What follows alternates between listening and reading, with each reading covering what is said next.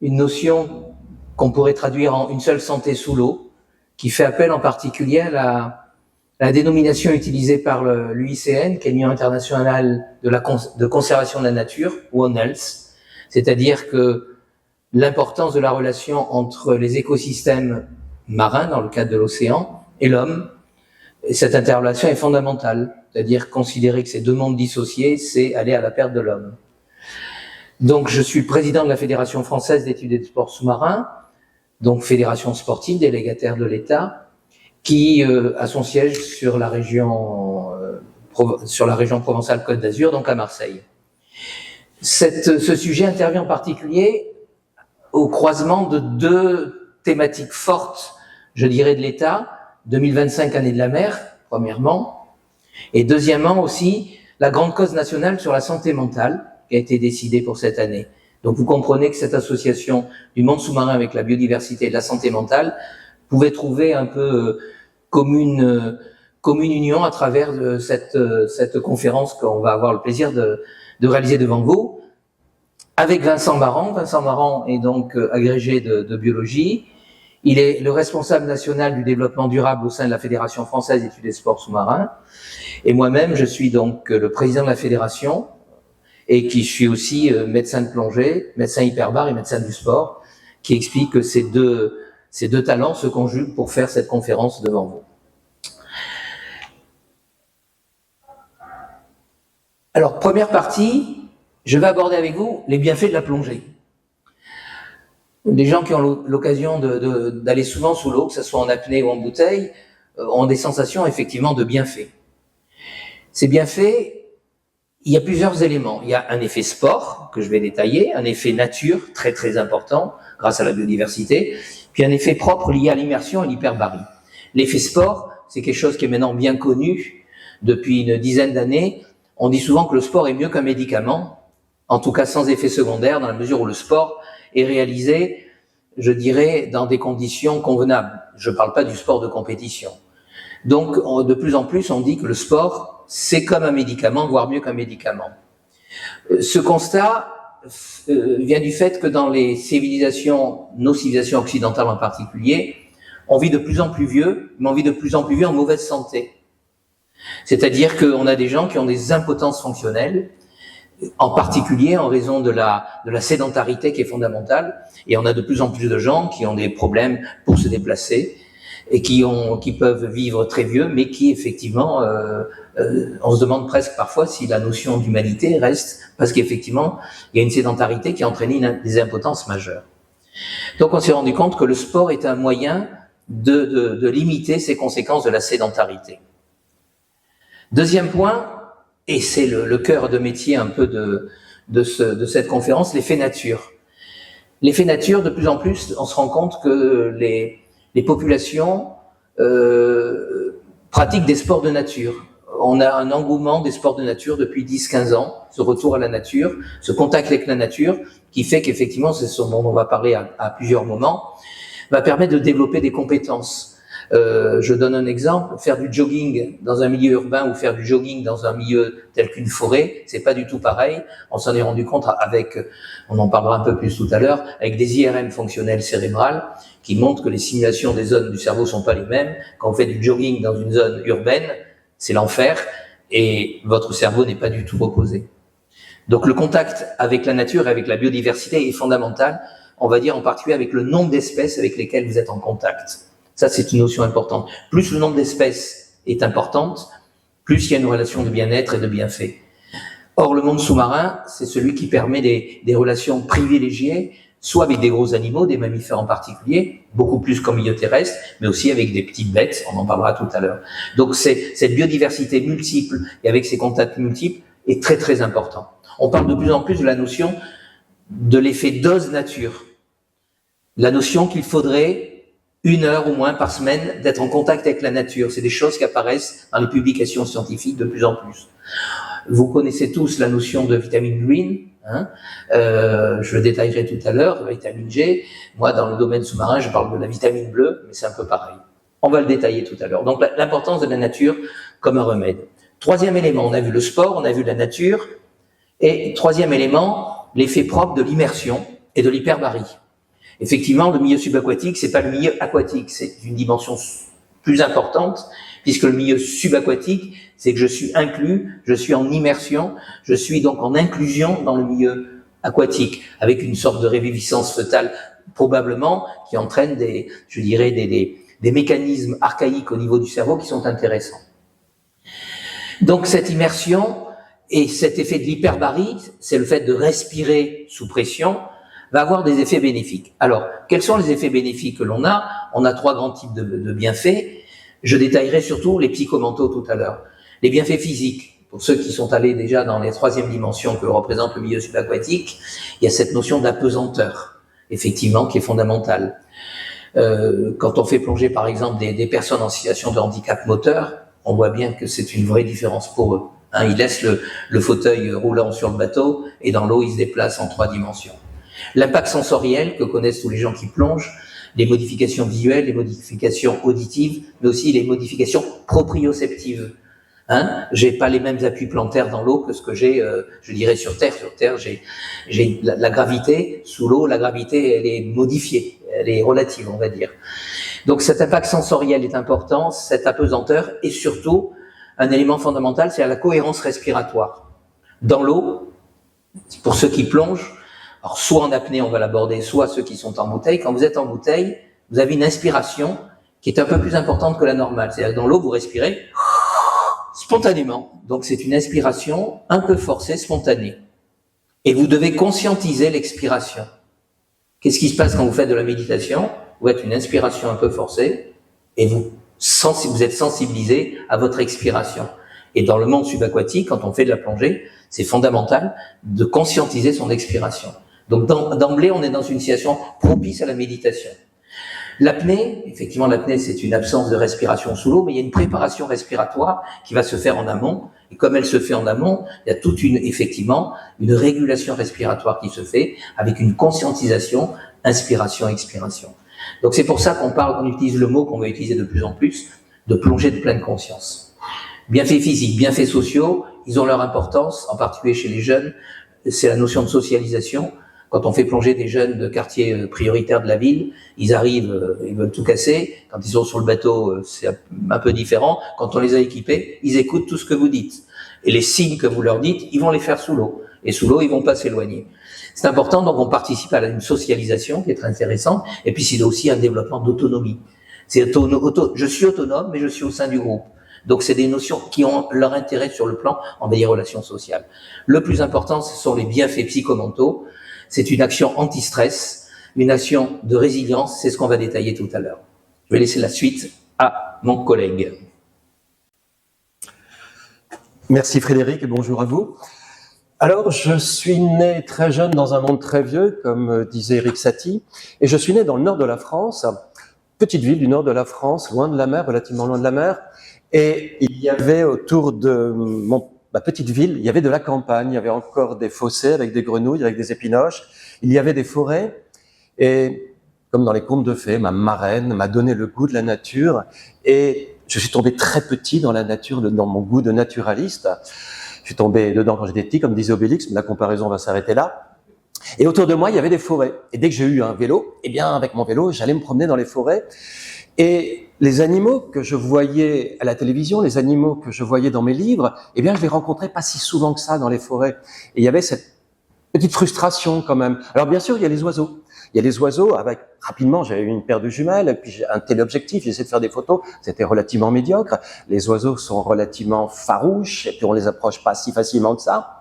Bon, voilà, à la fois du plaisir, mais quelques petites frustrations. Mon père a voulu que j'apprenne à nager très tôt. Et là, il s'est passé quelque chose, c'est que nager, ça donne une liberté dans l'eau, ça donne déjà du plaisir, et donc je vais rajouter des éléments et donc j'abonde tout à fait dans ce que Frédéric a dit.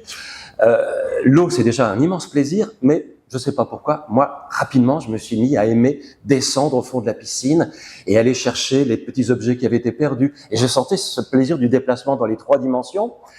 Et alors j'avais un petit souci, ça me faisait mal aux oreilles à 3 mètres. Et après, on m'a expliqué que non, c'est normal d'avoir mal aux oreilles, on fait un petit geste facilement et ça passe. Et je vous passe sur quelques petites expériences de vie, mais un jour, je me retrouve à faire mon baptême de plongée. Et alors là, ça a été une révolution, mais vraiment une révolution. J'ai quelques milliers de plongées depuis ce baptême que j'avais fait à 16 ans, une grande chance. Et je me souviens encore de quelques gestes que le moniteur avait fait. Il avait fait un truc qu'on fait plus maintenant. Il avait pris un oursin et puis il l'avait lancé dans l'eau devant moi. J'étais à genoux sur le fond devant lui. Et pour moi, un oursin, normalement, c'est décrit dans les bouquins, c'est un animal qui pique. Sauf que lui, il avait pris dans les mains, ça lui avait pas piqué les doigts. Et vous savez que quand on lance quelque chose dans l'eau, tout se passe au ralenti. Et en quelque sorte, il y a eu une espèce de transmission de quelque chose avec cet oursin.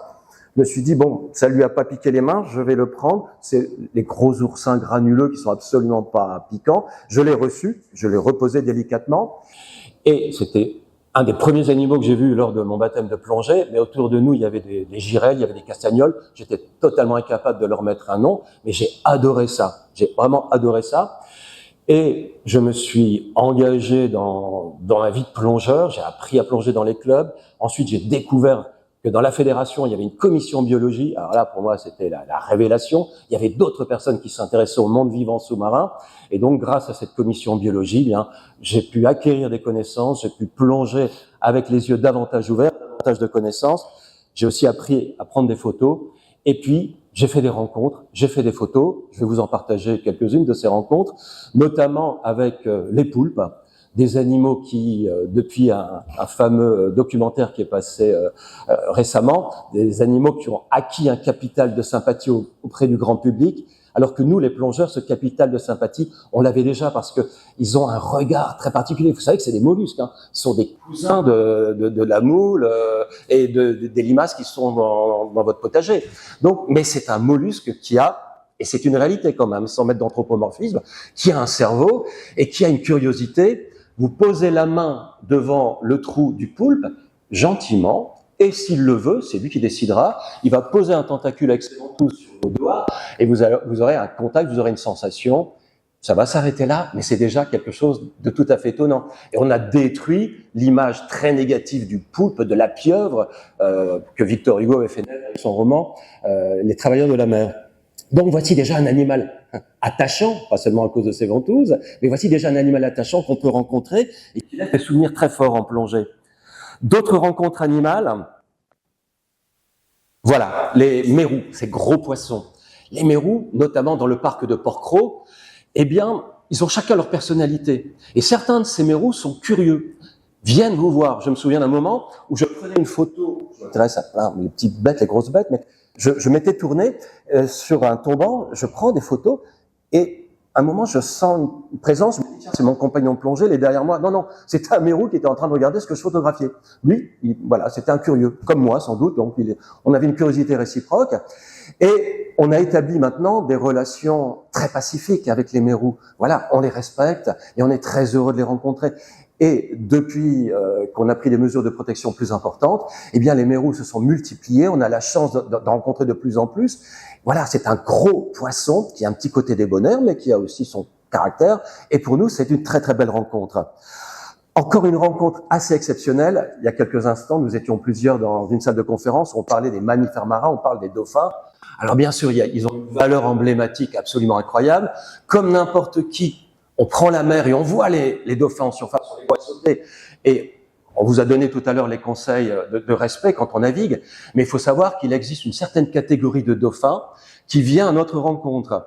La météo était mauvaise, on était en stage un week-end de plongée bio, on devait aller plonger du côté des îles de Riou, à Marseille, la météo est trop mauvaise, on se retrouve à plonger derrière le Frioul, les plongées sont moins intéressantes, mais bon, au moins on peut se mettre à l'eau même si la météo n'est pas très bonne, et vient à nous, pendant la plongée, un dauphin qui tourne autour de nous. Et alors là, je vous assure que on est tous comme des enfants quand on est sorti de l'eau, mais vraiment, on avait tous son souvenir avec ce dauphin. Et quand le patron du club de plongée nous a demandé où voulez-vous plonger cet après-midi, tout le monde a dit on veut tourner là où il y a le dauphin. Et on a eu la chance de le rencontrer de nouveau et de faire de très très belles avoir des interactions. Il vient nous voir, surtout ne cherchez pas à le toucher. Rien à gagner à ce niveau-là, au contraire, on peut tout perdre dans notre interaction et on passe des moments fabuleux, on redevient tous des enfants et ça nous fait un bien fou dans cette idée de cette santé. Eh bien, ces rencontres, le soir on dort bien, on a des rêves plein la tête et on a passé un excellent moment de plongée, au plaisir de la plongée dont Frédéric nous parle. Il y a cette ce plaisir de la plongée, de la rencontre naturaliste.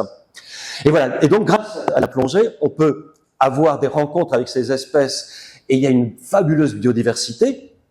Et sur Terre, voilà, je savais très bien qu'il y avait des sangliers, qu'il y avait des martres, des écureuils, mais je les voyais jamais. Et maintenant, en mer, je fais ces rencontres et encore, je ne vous parle que de quelques espèces. Et on a des interactions. Le mérou, le poulpe, le dauphin et d'autres encore peuvent avoir des interactions. On les laisse venir à nous. Et c'est comme ça que les interactions sont les plus riches. Voilà. Et puis, on peut s'immerger dans des écosystèmes variés. Vous avez de fabuleuses plongées à faire, bien sûr, ici à 2 pas, en Méditerranée. La Bretagne, il y a des forêts sous-marines, il y a de très très belles rencontres aussi. On parlait tout à l'heure du Pays Basque. Voilà, ne serait-ce que le long du littoral français, on a des paysages vivants et c'est toujours de nouvelles rencontres, des nouveaux moments d'interaction qui sont absolument fabuleux. Et il n'y a pas seulement l'espèce en elle-même, il y a aussi le comportement qu'on pourra avoir. Ce poisson ne mange pas les algues. Mais s'il a des algues dans la gueule, c'est qu'il est en train de faire son nid. Et une fois que vous avez repéré ça, vous le partagez avec vos compagnons de plongée, vous leur dites on s'arrête, on reste à 1 mètre, et on voit le poisson revenir, faire son nid. Le mâle, il fait le kéké ensuite pour attirer les femelles, et on voit la phase de reproduction. Les gens, ils sortent de l'eau, ils ont vu quelque chose qu'ils n'ont jamais vu sur Terre. Quoi d'autre ? Il y a les limaces de mer, je vous parlais des limaces de vos jardins, elles sont très intéressantes. Il y a un groupe avec 190 espèces le long de notre littoral. Non seulement sont des animaux très beaux, mais ils ont des stratégies adaptatives absolument fabuleuses. Et voici, juste avant l'accouplement, des petits coups de tête, faire un grand nombre d'observations, et toutes ces observations nous apportent du plaisir, le plaisir de la connaissance, et puis une activité de naturaliste de terrain. Mais vraiment, n'importe qui ayant passé le premier niveau de plongée peut observer ça et en tirer ce plaisir. Voilà. Et ça fait un bien fou au mental. Si je ne vous en ai pas convaincu aujourd'hui, j'ai tout loupé. Donc on va rebondir sur cette notion de focus sur le bien-être psychomental. Il y a eu des expériences scientifiques qui ont été faites en 2017. La première qui a été faite, c'était Dive Up. On prenait donc des groupes d'adultes à l'UCPA, donc c'était à Niolon près de Marseille. Il y avait un groupe qui faisait la plongée dans de bonnes conditions pendant l'été, pendant 1 semaine, un groupe qui fait du canoë-kayak et un 3e groupe qui faisait de la randonnée pédestre. Donc 3 groupes faisant de l'activité sportive de pleine nature. À l'issue de cette semaine, toutes les personnes qui avaient fait leur stage, effectivement, avaient une sorte de résilience, une amélioration de leur bien-être, après avoir évacué un peu le stress de la vie professionnelle et de la vie familiale, et se trouver bien au bout d'1 semaine, ce qui est logique. Au bout d'1 mois, la seule cohorte qui avait une rémanence de ce bienfait, de ce bien-être, était le groupe plongé. Tous les autres avaient perdu assez vite cette notion de bien-être. Tous ceux qui plongent dans cette sensation, effectivement, qu'une plongée permet pendant au moins 1 semaine, voire davantage, d'avoir du bien-être. Je l'ai dit tout à l'heure, je suis médecin hyperbare et médecin du sport, mais je suis aussi chirurgien, ORL et chirurgien cervico-facial. J'ai pris ma retraite quand j'ai pris la présidence de la fédération, mais ça m'arrivait souvent de plonger le week-end parce que j'avais une chirurgie très délicate à faire dans la semaine et je savais que le fait de plonger allait me permettre d'être beaucoup plus efficace, d'être beaucoup plus, on va dire, savoir arbitrer correctement en cas de difficulté. Et ceux qui plongent, que ce soit en apnée ou en bouteille, traduisent souvent ce type d'élément. Donc c'est un élément fondamental, donc première expérience Dive Up. L'expérience Dive Stress, il y a eu une médiatisation un peu plus importante, ça s'est passé en Guadeloupe, c'était suite aux attentats du Bataclan, donc c'était pour mettre ces personnes qui avaient un stress post-traumatique, avec effectivement des cauchemars nocturnes, des problèmes, je dirais, de difficultés multiples, de les mettre dans des situations de la plongée. Il n'y a pas eu de preuves scientifiques de mieux-être. Il y a eu de façon statistique, on ne peut pas dire qu'il y a eu un résultat significatif total. Il y a eu un mieux-être pour un certain nombre de personnes, mais en tout cas, on s'est rendu compte que c'était un bienfait potentiel à utiliser. Il y a 15 jours, j'étais à Paris, à l'université de la Sorbonne, pour faire une intervention dans le cadre des stress post-traumatiques, l'utilisation de la plongée dans les stress post-traumatiques. J'ai mis le mot One Health. One Health, j'en ai parlé en introduction tout à l'heure, c'est donc une thématique définie par l'Union internationale de conservation de la nature, qui considère l'importance de la notion d'une seule santé entre la santé humaine et la santé des écosystèmes. C'est important de le comprendre dans les suites du Covid. Le Covid a été lié à un problème du One Health non, je dirais, mal géré.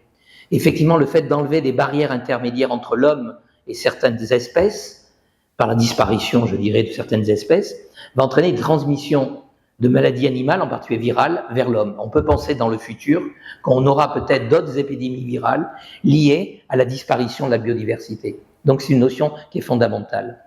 Donc bien-être mental, je dirais, ce bien-être mental, à la base, tous ceux qui ont eu l'occasion d'être sous l'eau ont cette sensation de cocooning, je dirais cette sensation d'être en phase avec quelque chose. Comme je disais à un moment de mon exposé, c'est une réminiscence probablement fatale que l'on a à travers ça. On voit d'ailleurs, quand on fait plonger des débutants sur un baptême, certains qui ne bougent plus du tout se mettent comme en position fœtale et se laissent trimballer en position fœtale. Ça traduit bien que spontanément, chez certaines personnes, il y a des réflexes archaïques qui se mettent en place. Gros facteur important, pourquoi une action anti-stress? L'action anti-stress, elle est liée à ces facteurs physiques dont on parlait tout à l'heure, la cohérence respiratoire, et puis deuxièmement, la relation avec la biodiversité qui est importante dans le milieu subaquatique. En particulier, on parle qu'il y a une augmentation du parasympathique. Qu'est-ce que c'est le parasympathique? Dans notre système neurovégétatif, on a l'orthosympathique qui accélère schématiquement, le parasympathique qui ralentit. Le parasympathique, c'est lui qui vous met au calme. L'orthosympathique, c'est lui qui vous fait faire des crises de colère. Le parasympathique, il permet à l'organisme de se réparer, de devenir résilient, de pouvoir se ressourcer. Or, l'eau, effectivement, par ces modifications physiques que je citais tout à l'heure, en particulier par la cohérence respiratoire, favorise une stimulation du parasympathique. C'est un élément fondamental qui favorise récupération, détachement psychologique, relaxation. Cohérence respiratoire, comme dans une méditation de pleine conscience, de relaxation, et d'autre part, stimulation du parasympathique. Tout ça favorise ce qu'on appelle l'action anti-stress de la plongée. On utilise de plus en plus le mot plongée de pleine conscience. Alors, c'est quoi la pleine conscience? La pleine conscience, je suis dans l'instant présent. Je ne suis pas dans l'avant, je ne suis pas dans l'après, je suis dans l'instant présent. Quand vous êtes dans de bonnes conditions dans l'eau, je ne parle pas si l'eau est froide ou qu'il y a du courant, dans de bonnes conditions, vous êtes là. Vous oubliez ce qu'il y avait avant, vous oubliez ce qu'il y aura après, vous êtes là. Et c'est ça, je dirais, un élément fondamental dans ce qu'on appelle la notion de récupération. Donc la plongée spontanément, par ces éléments de bienfaits physiques dont je parlais tout à l'heure, favorise cet impact mental. Certaines études ont été faites sur à quel endroit ça se passe. Le cerveau, on va le schématiser, il y a le néocortex, c'est là où il y a la conscience, c'est là où il y a la volonté, c'est là où, je dirais tout l'aspect, on va dire, volontaire de l'homme. Néocortex. Après, vous avez ce qu'on appelle le tronc cérébral, c'est le cerveau reptilien qu'on a chez l'animal. C'est le fait que quand je mets ma main sur une plaque chaude, je retire ma main. C'est une réaction réflexe. Et puis au milieu, il y a le cerveau limbique. Le cerveau limbique, c'est le cerveau des émotions. En particulier, il y a l'hippocampe. Dans l'hippocampe, vous savez que c'est une chose importante, c'est la zone de la mémoire. On voit une diminution de l'hippocampe chez les personnes qui vieillissent mal et qui sont atteintes progressivement d'une certaine forme de démence, comme l'Alzheimer. On s'est rendu compte que le sport, que les activités, on va dire, comme la peinture, la photographie, la contemplation, la méditation, développent l'hippocampe. Donc développent cette zone fondamentale qu'on appelle du système limbique. Ce système limbique est à l'intermédiaire entre le néocortex et le cerveau reptilien et est fondamental pour la récupération. Il a des relations en particulier avec ce qu'on appelle le cortex préfrontal et on voit. Alors quand j'ai fait mes études, on parlait pas on pensait que le stock neuronal disparaissait. On avait un stock de neurones à la naissance, puis c'était fini. On se rend compte qu'au contraire, il y a des zones neuronales qui se recréent, qui se font, et en particulier dans cette zone préfrontale. Et on se rend compte que l'activité sportive bien gérée, je parle pas de la compétition, l'activité sportive donc bien tolérée, les activités créatives, et donc la plongée en fait partie, par son terme de relaxation et de contemplation, développe ces zones, de relation entre le cerveau limbique et la zone préfrontale. Et ça, c'est une notion, on va dire, qui est intéressante à prendre en compte. Je vais repasser la parole à Vincent. Je vous ai parlé il y a quelques instants du plaisir que j'avais des observations subaquatiques. Toutes ces observations, on les fait dans le cadre de la plongée, qui nécessite un enseignement. On plonge pas tout seul, on plonge en binôme. On a plaisir d'ailleurs à partager ces observations avec le binôme, et le binôme va peut-être repérer quelque chose qu'il va vous partager. Tout ça, c'est très très bien, et c'est un plaisir immédiat, plaisir vraiment très important. Et après, vient l'idée de partager cela plus largement, en dehors de notre cercle de plongeurs peut-être, pour faire venir à nous d'autres plongeurs. Et au sein de notre fédération, je vous ai parlé de la commission bio, il existe une possibilité de partager ses connaissances dans ce qu'on appelle les sciences participatives, et avec un objectif. Le premier, c'est pour cette commission bio de former à la connaissance du monde vivant. Et il y a une très très forte attente, c'est-à-dire que les plongeurs de base sont vraiment demandeurs, les gens qui sont des naturalistes en herbe comme je l'ai été, eh bien, ils veulent qu'on explique comment ça vit.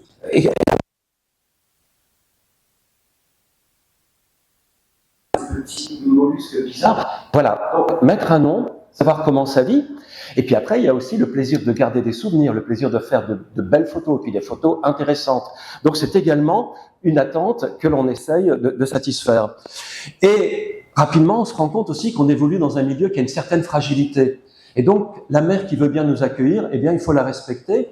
Et que l'on soit biologiste ou non, l'enseignement de la plongée se fait avec le respect du milieu. On ne va pas faire des exercices de plongée là où il y a les herbiers de Posidonie dont vous avez dû entendre parler. On ne va pas démarrer avec nos palmes dans les herbiers. Les gorgones sur les tombants, qui sont des animaux merveilleusement beaux, eh bien, on ne va pas leur donner des coups de palme. On garde une certaine distance. Donc ça s'apprend, et c'est vraiment quelque chose de fondamental pour absolument tous les plongeurs, non seulement les biologistes et les photographes.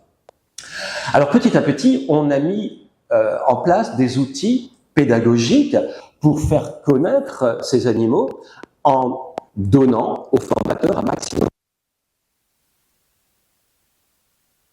sur la manière dont ça se nourrit, comment ça se reproduit, où peut-on les voir. Et petit à petit est apparue l'utilité de créer un site de partage de toutes ces informations pour lequel on a donné un acronyme DORIS, données d'observation pour la reconnaissance et l'identification de la faune et de la flore sous-marine. Cet outil qui était un outil pédagogique au départ, qui était destiné aux formateurs, eh bien, lorsque les scientifiques l'ont vu, ils se sont dit, mais nom d'un chien, ce que vous avez fait, vous, les centaines, milliers de plongeurs intéressés par le monde vivant, surtout ceux qui ramènent des photos, eh bien, ce que vous avez fait, ça correspond à une de nos missions, j'en parlerai après. Et donc, ce qu'on avait fait pour nous a débordé, et on en est très heureux. Ça a été reconnu pour la qualité de ce qui a été fait. Que des amateurs, mais des amateurs passionnés. Vous savez que dans le monde de l'ornithologie, dans le monde de l'entomologie, il y a des amateurs passionnés qui font avancer les connaissances.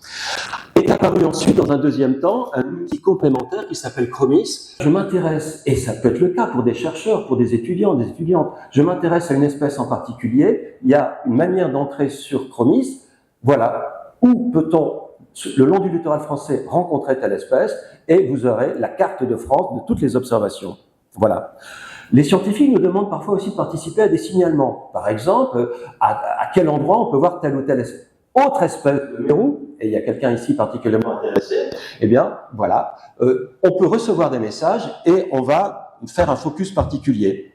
Et on enrichit une fabuleuse collection de photos. Voilà.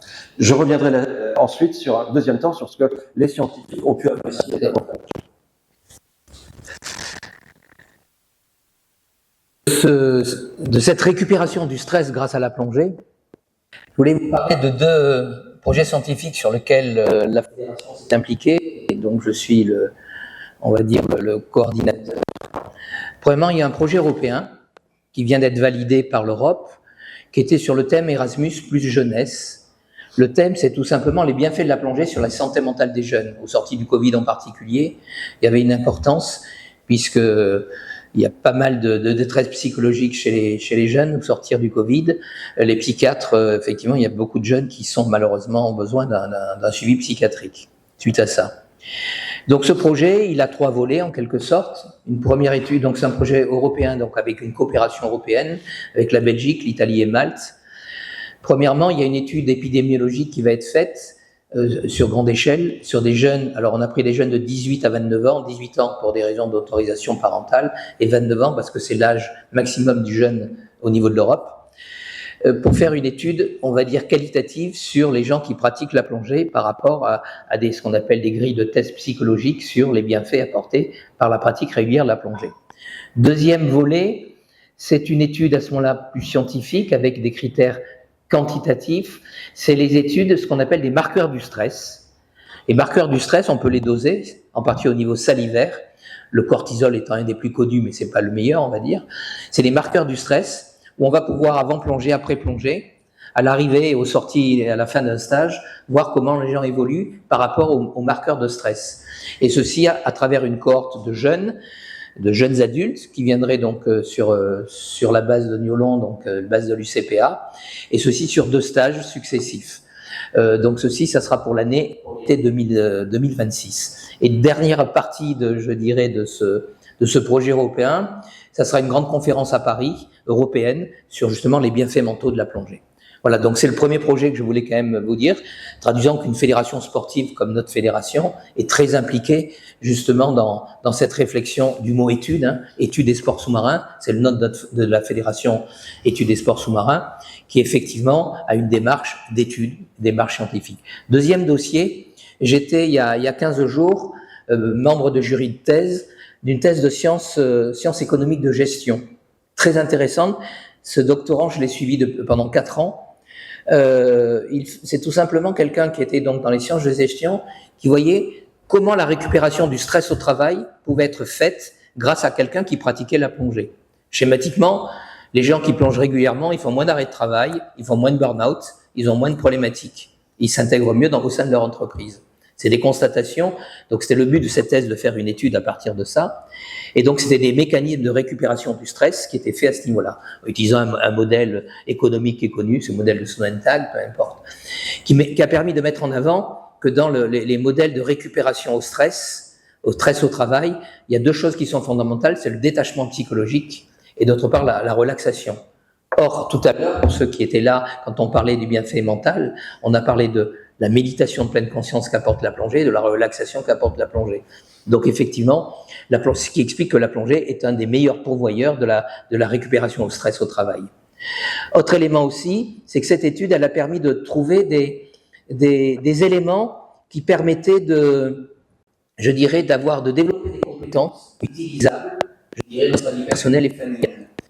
Pourquoi ? Parce que la plongée, que ce soit l'apnée ou la bouteille, c'est un milieu à environnement particulier avec des contraintes particulières. On parle d'environnement spécifique, donc avec un danger, des risques.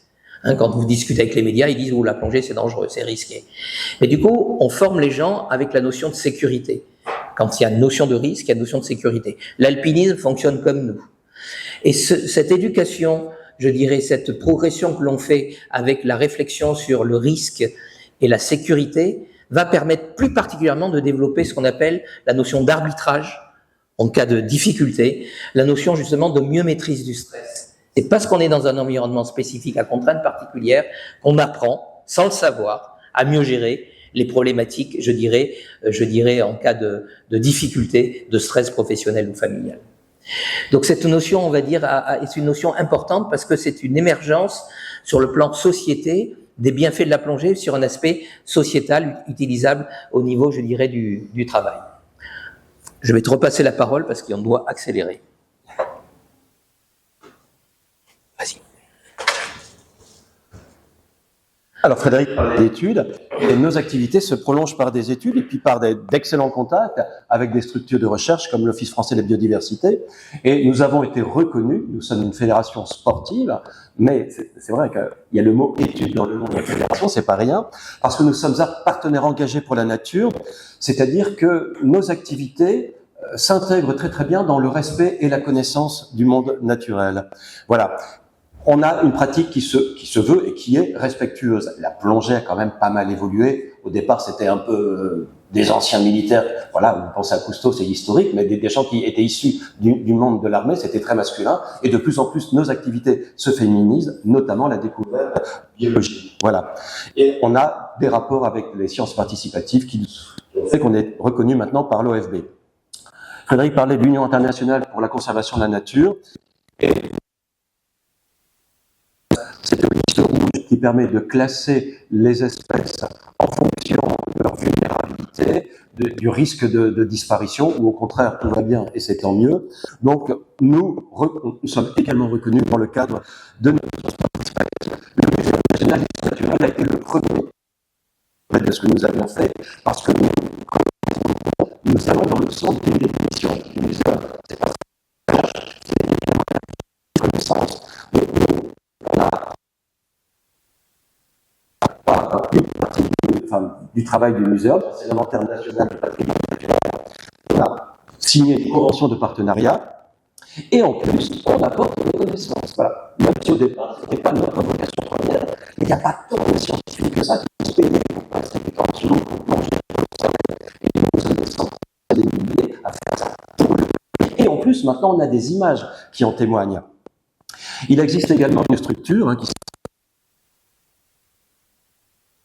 plusieurs vocations particulières, notamment le suivi des espèces intéressantes pour diverses.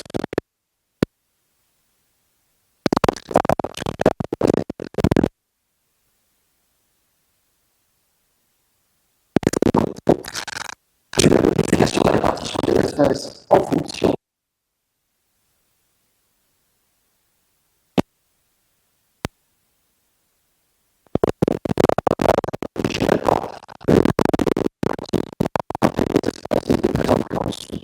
du golfe Océanique qui remonte jusqu'en Bretagne. Et nos outils de sciences particulières. Et également, malheureusement, nous sommes quelques pollutions et des conséquences des pollutions. Vous connaissez tous le problème des algues qui s'échouent en Bretagne. Eh bien, il y a des algues qui ne vont pas venir s'échouer le long de notre littoral, pardon, maintenant, en petite quantité. Et on peut témoigner de ce qui se passe à ce niveau-là. Vous êtes sans doute connaître déjà l'Ifremer. Et il y a, grâce à Chromis, une participation à une mission qui est le repérage des filets, de tous les engins de pêche qui ont été perdus et qui malheureusement continuent à pêcher accidentellement. C'est-à-dire qu'un vieux filet peut continuer à être quelque chose de dangereux pour les crustacés et pour les poissons. Et nous signalons cette présence. Et enfin, l'IFRECOR, qui est l'initiative française pour les récifs coralliens, participer aux travaux, encore une fois, parce que nous avons des sciences participatives qui témoignent de la répartition des espèces, de leur biologie. On a beaucoup de photos qui permettent de compléter le travail des scientifiques. Voilà. Et vous savez l'importance de la France pour la connaissance des milieux coralliens.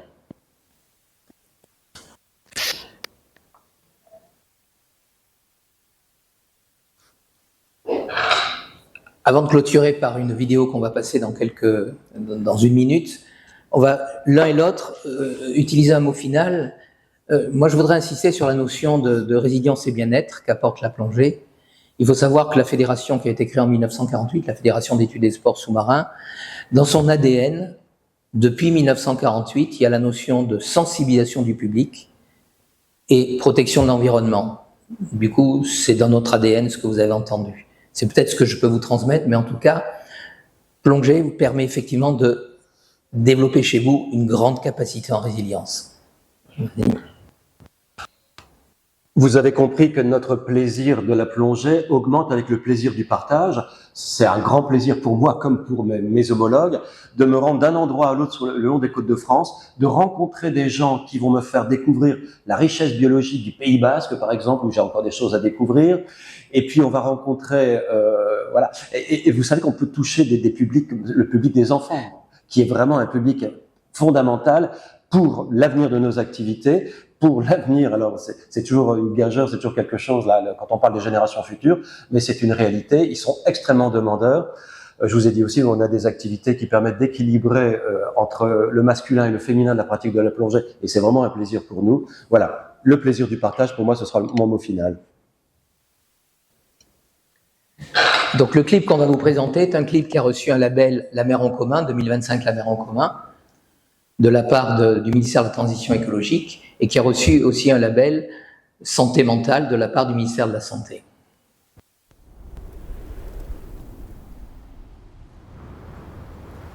Hello, this is Jean-Marc Barr.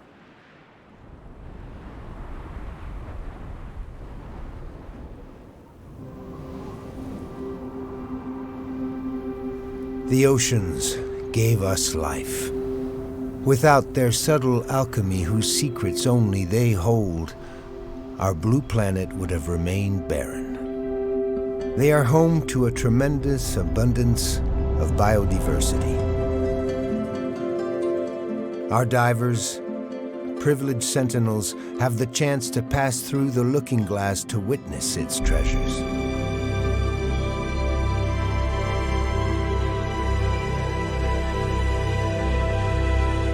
Our passion and responsibility to future generations is to promote the knowledge, study, and protection of the underwater environment.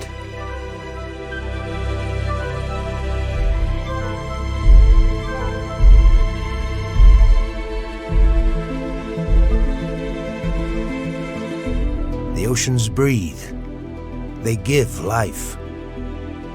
While algae and seagrasses absorb carbon monoxide, the phytoplankton produces more than 50% of our oxygen. The practice of diving, like relaxation, promotes mindful meditation, harmony, and wellness.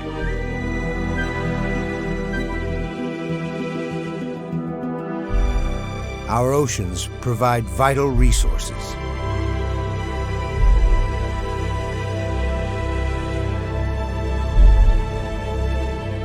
The Federation, within the National Council of the Sea, is involved in public policy. We are the first sports federation recognized by the French Office for Biodiversity and by the International Union for Conservation of Nature. DORIS, our platform for underwater species recognition, is the second largest contributor to the National Inventory of Natural Heritage. And Chromis, our naturalist diving logbook, provides data on species. The immersion of ships as artificial reefs is becoming possible in France. A step forward in no longer considering them as wrecks, but as true sanctuaries. Pollution, ocean acidification, climate change, and overfishing are threatening the ocean's fragile ecosystems.